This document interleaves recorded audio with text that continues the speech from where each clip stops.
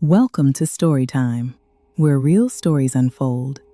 Stories that shock, stories that inspire, and stories that stay with you long after they're told. If you enjoy real stories, make sure you subscribe, follow, and like. New stories drop 3 times a week. Now, let's get into today's story. She was supposed to be getting married that day, not planning a funeral, not being identified at a hospital, not becoming the center of one of the most horrifying cases New York had seen in years. A young pregnant woman leaves to pick up baby clothes from someone she thought she could trust. Instead, she walks into a trap. And by the time police arrive, one woman is dead, another is sitting outside claiming she just gave birth, and a newborn baby is caught in the middle of a nightmare no family should ever have to live through. Get locked in. This is Storytime. Tonight's case is one of the most disturbing betrayals imaginable. Jealousy, obsession, lies, and a fake pregnancy that turned into murder. This is the story of Ashleigh Wade and Angelikque Sutton. Angelique Sutton was 22 years old. She was 8 months pregnant. She had a baby on the way. And on November 20th, 2015, she was supposed to be heading to her civil wedding service. Just sit with that for a second. This was supposed to be one of the happiest days of her life. A wedding, a child, a future. Everything was moving forward. And that's what makes this case feel so cruel, because Angel didn't wake up that morning expecting fear. She woke up expecting love. She thought she was making a quick stop. She thought she was visiting someone familiar, someone from her past, someone she believed she could trust. She had no idea that before the day was over, the people who loved her would be pulled into one of the most disturbing cases imaginable. Ashleigh Wade was also young, and according to prosecutors, she had been pretending to be pregnant. That detail matters, because this case did not begin with a fight. It began with a lie she had apparently built up enough for other people to believe, a lie she needed to maintain, a lie that was getting harder and harder to control. And when somebody builds their entire world around a false reality, the moment that reality starts slipping, they can become dangerous. Not emotional, not unstable in the way people casually use that word. Dangerous, because now they are not just protecting their pride, they're protecting a fantasy. And fantasies can make some people do the unthinkable. This wasn't a random victim. According to trial testimony, Wade had reconnected with Angelikque Sutton, a childhood friend, over social media. That makes the story even darker, because strangers can hurt you. But betrayal from somebody tied to your childhood? That hits differently.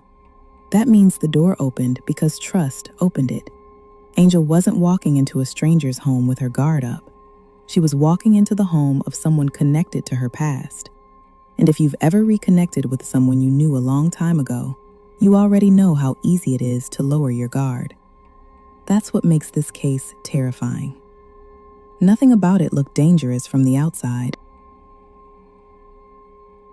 On November 20th, 2015, Angel stopped by Wade's apartment to pick up some baby items before heading to her civil wedding service. Baby items. That detail never leaves you, because baby items represent something gentle, something hopeful, a future, preparation, care. But in this story, even that became part of the setup. This was not some late-night random confrontation. This was daytime. This was ordinary. This was wrapped in familiarity, and that's what makes the dread so heavy. The danger was already there. Angel just couldn't see it yet.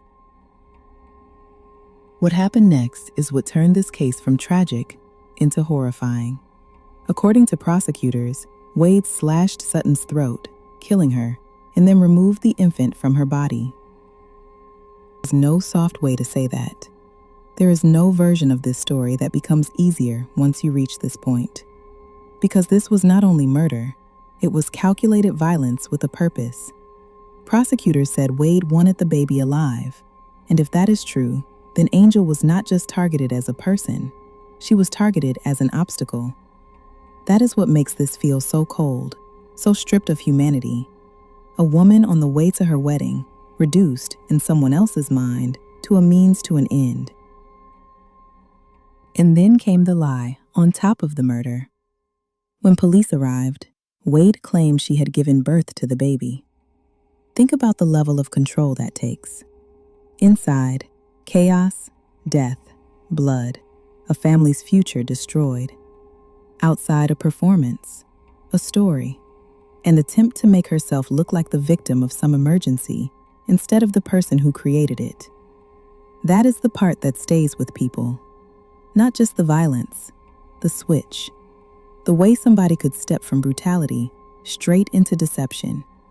And if detectives had not kept looking closely, that lie might have confused the truth for much longer than it did. And while this is happening, James Turner is waiting. Waiting for the woman he loves. Waiting for the mother of his child. Waiting for the wedding day they were supposed to have. That may be one of the saddest parts of this whole story, because while one person was trying to maintain a lie, another person was still living inside the truth.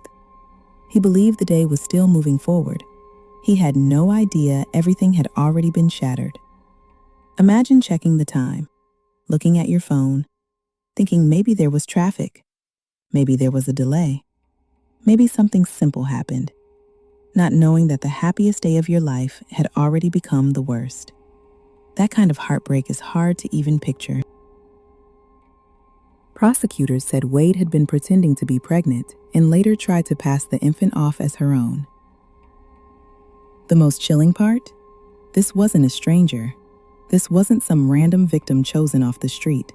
According to trial testimony, Ashleigh Wade had reconnected with Angelikque Sutton, a childhood friend, over social media. That means this case didn't begin with violence. It began with conversation, familiarity, trust. That's what makes it worse, because Angel wasn't walking into the home of somebody she feared. She was walking into the home of somebody she believed she knew, somebody from her past, somebody she likely thought was safe. That's the type of betrayal that hits families differently. It leaves people asking the same question over and over. How long had this been planned? Eventually, the case went to trial, and once it did, prosecutors laid out what they said happened. A fake pregnancy, a reconnection through social media, a pregnant woman lured to an apartment under the promise of baby items, a murder, a stolen infant, and a lie told to first responders.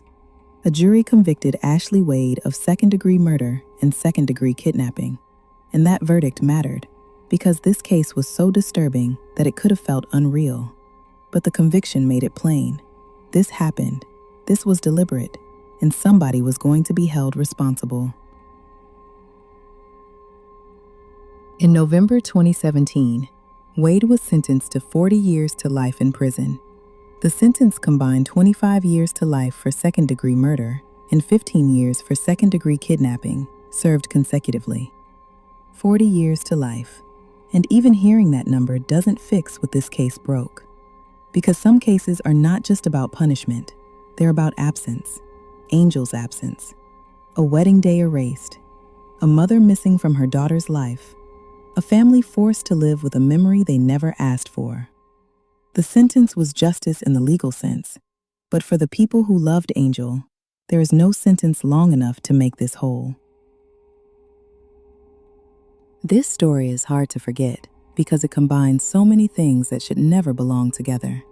Friendship, pregnancy, a wedding day, jealousy, violence, a stolen future. And maybe that's why it stays with people, because at the center of it was not just a crime, it was betrayal. The kind that walks in quietly, the kind that looks familiar, the kind that smiles at you before it destroys everything. Angelique Sutton should have made it to her wedding. She should have raised her daughter. She should have had the life she was walking toward that day.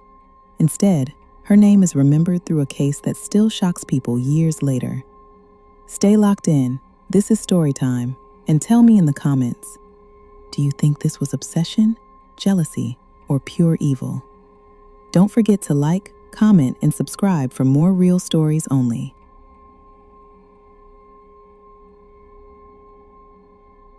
that's the end of the video. If this video kept you locked in, make sure you like, subscribe, and drop a comment below. Your support helps bring more real stories to the channel. Don't forget to turn on notifications so you're the first to know when a new story drops. We post real stories 3 times a week. Until the next one, stay locked in, real stories only. This is Storytime.